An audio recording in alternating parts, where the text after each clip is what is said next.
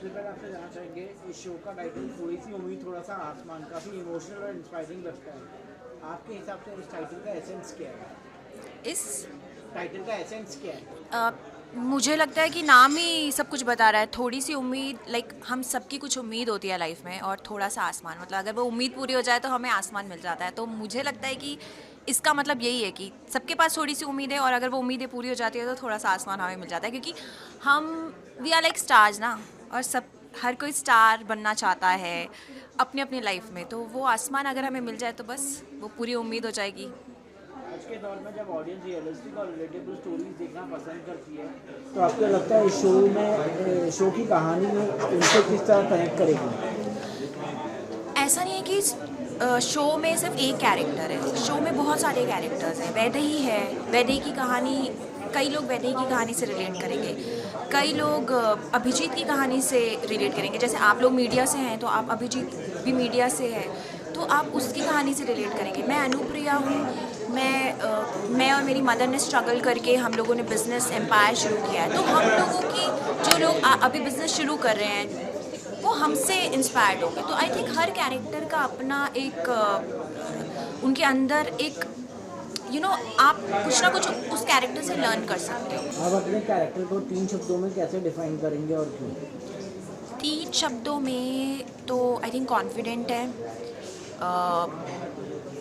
Self independent है, और mature है। मतलब आई थिंक वो अपनी एज से भी ज़्यादा मैच्योर हो चुकी है, क्योंकि उसके फादर नहीं है साथ में, उसके फादर ने उसको छोड़ दिया है। तो वो होता है ना, टाइम से पहले आप मैच्योर हो जाते हो, इसीलिए वो अपने मदर के साथ बिजनेस में भी इन्वॉल्व हो सकी। तो I think these 3 words define perfect. Women empowerment and dream show को एक लड़की के सपनों और स्ट्रगल्स की बात करती है, तो आपके हिसाब से आज के जनरेशन के लिए सपना देखना और उन्हें पूरा करना मुश्किल है या आसान हो गया?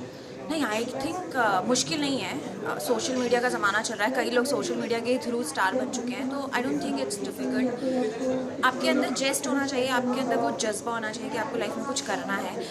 और आप इतने सारे मोड हो चुके हैं, आप किसी भी, आप सोशल मीडिया के थ्रू या आप नॉर्मली भी आप ग्रो कर सकते हैं लाइफ में, इन एनी फील्ड। आपके करियर में कोई ऐसा फेज आया था जब सिर्फ उम्मीद ने आपको आगे बढ़ने की ताकत दी थी?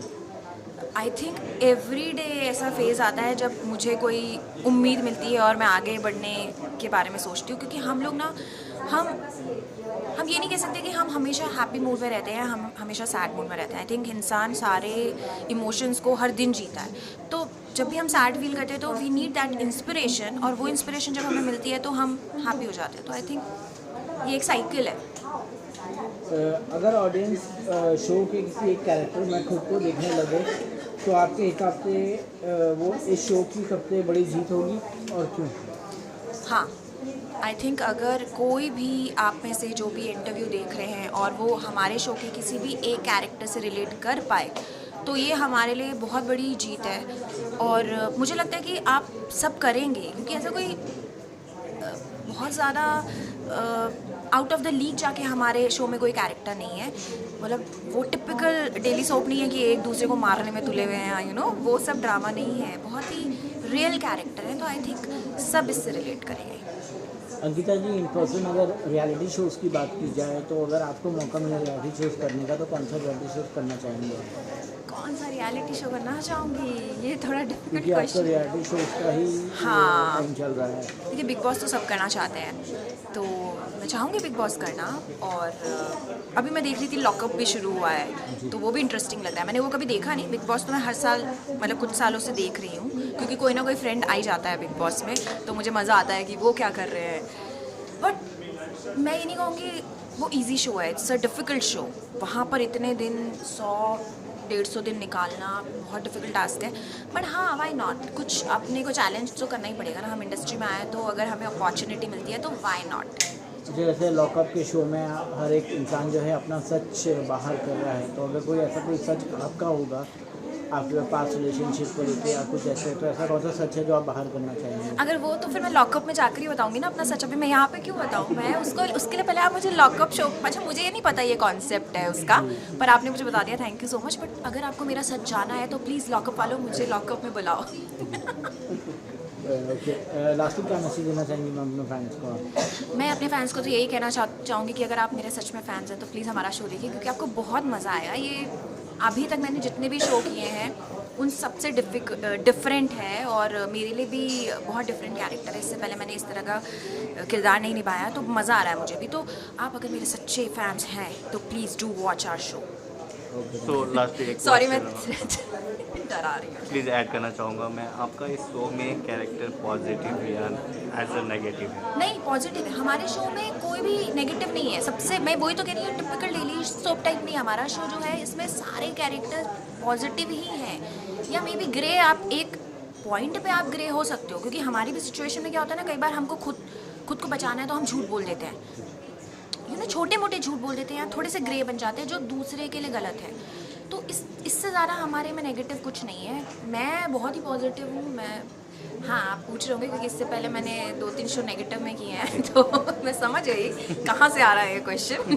पर नहीं, आप मेरे पुराने शोज़ में मत जाइए। मैं बहुत ही पॉजिटिव और एकदम सुधरी हुई लड़की हूँ इस शो में, और दूसरों को सुधारने वाली हूँ।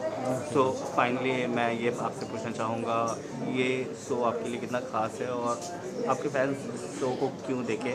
क्या कुछ यूएसपी है इस शो की? ये शो मेरे लिए क्यों ख़ास है यार? ख़ास है क्योंकि सन्नियों का बहुत बड़ा शो है, और मैंने सन्नियों का कोई शो नहीं किया। मुझे अच्छा लग रहा है कि मैं एक नए चैनल का फेस बनने जा रही हूँ, तो मेरे लिए एक नई अपॉर्चुनिटी, क्योंकि आप सेम दूसरे चैनल में जो शो कर चुके हैं, तो ये एक नया प्लेटफॉर्म है मेरे लिए, इसलिए मेरे लिए ख़ास है। दूसरा, बहुत इम्पॉर्टेंट कैरेक्टर मैं प्ले कर रही हूँ। अनुप्रिया बहुत इम्पॉर्टेंट पार्ट है शो का। ये सब चेहरे जो हैं आपके अराउंड, ये सब बहुत इम्पॉर्टेंट पार्ट है, तो वो मेरे लिए भी एक पर्सनल मेरी भी जीत है कि हाँ, मैं इतना इम्पॉर्टेंट पार्ट प्ले कर रही हूँ। और तीसरा क्वेश्चन मैं भूल गई। आपके फैंस क्यों ये शो को अरे मेरा फैंस इसलिए देखिए क्योंकि आपको देखना पड़ेगा। मैंने बोला ना, अगर आप मेरे फ़ैन हो रियल में, तो भैया वो सोशल मीडिया तक मत रहिए। आप ये नहीं कि बस इंस्टाग्राम पे आपने देख ली, आपको शो देखिए ना। मतलब आप चैनल सब्सक्राइब की, जो भी करना है, चैनल नंबर डाला हुआ है, वो चैनल पे जाइए, सन्नियों चैनल देखिए, और हमारी टीआरपी बढ़ाइए, हमारे शो को आगे पहुँचाइए, क्योंकि सन का बहुत हिट शो रहा है ये, तो हमारा शो भी हिट कीजिए प्लीज़। अगर आप मेरे फैंस हैं तो रिक्वेस्ट कर रही हूँ, please. Thank you so much. Thank you.